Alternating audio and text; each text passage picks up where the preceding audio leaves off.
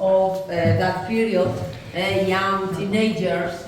So, and the father started to be afraid of that, and so that the father sent Santa Teresa to a convent that was here around this place. But Santa Teresa didn't like that life, and she asked the father to take her away and to bring her back to her home. So Santa Teresa was brought to the parents' home, and in that moment, when Santa Teresa was 18, she started to read books talking about the life of saints, especially Saint Hieronymus' life. And little by little, she started to understand that actually she wanted to reproduce in her life the saints' life, the saint. She wanted to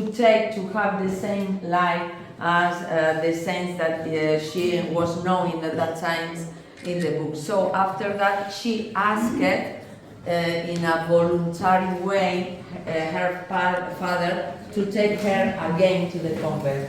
So she re-entered in the convent, that is the convent of the Encarnacion, that is closed, and she stayed there until she was 40. She was 40. Living there, she realized that nuns lived very well in the convent. They didn't have to work to survive, because only daughters of the upper classes could enter in the convent, because they had to contribute with a dowry to enter in the convent. So the convent was forbidden for the lower classes. So Santa Teresa decided to eliminate the contribution and to open the convent to everybody, all the nuns, all the social classes. So that's why he started the renovation of the Carmelite order.